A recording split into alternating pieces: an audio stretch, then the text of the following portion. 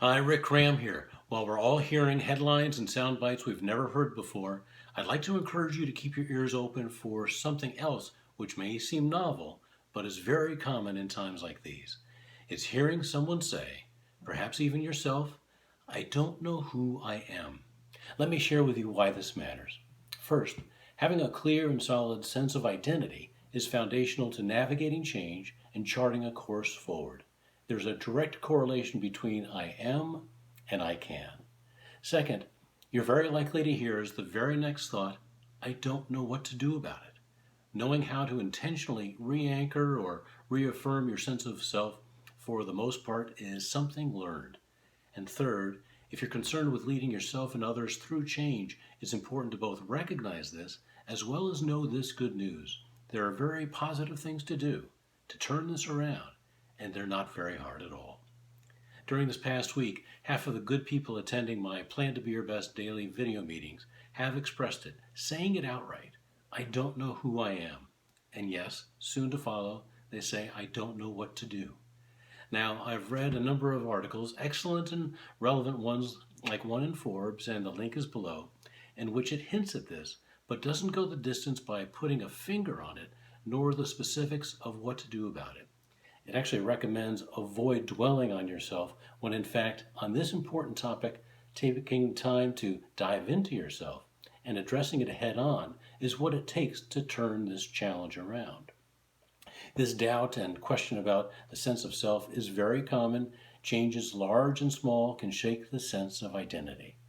But what's significant about it now is the magnitude of the changes and challenges we're navigating and doing so over a rather long period of time. And that means we're all experiencing chronic stress and sustained higher levels of cortisol, the stress hormone. Do a Google search about chronic stress and cortisol, and you'll quickly find a number of articles like the one listed below, which describes how the negative effects include impaired cognitive performance and memory concentration impairment. In effect, cortisol messes with our thinking. This was very clearly on display in a post I just saw on LinkedIn, during which the writer shared, there are so many questions in my head that I don't know how to answer. So many thoughts and ideas that make me even more confused as a business owner. So, what to do? Taking a page from Plan to Be Your Best as you navigate change, and this can even apply to teams or businesses suffering a form of identity crisis. Create time to pause and ask and answer several good questions. It's one of the best ways to begin to affirm your identity. For example, what are your defining attributes? Those that are true, admirable, and unchangeable. Or, what is your way? What is your truth? And in what ways are you a positive influence on others?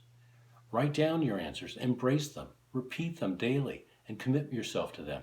Each of your answers will naturally begin with I am, and just as naturally, those I am statements will become I can actions. During a workshop, a woman acknowledged I don't have an identity because of the transition she was experiencing. After answering these questions, she regained a clear sense of identity and a strong sense of value, which made it possible for her to overcome the overwhelmings of the challenges she was facing. Likewise, a client in the healthcare sector went from struggling and on a downhill slope to being the only one in the market running in the black, thanks in part to reaffirming and redefining their identity. This vital work will help you trade the uncertainty that comes with change for confidence, conviction, and direction. This is part of what it means to plan to be your best as you navigate change. Now, I look forward to your thoughts or questions.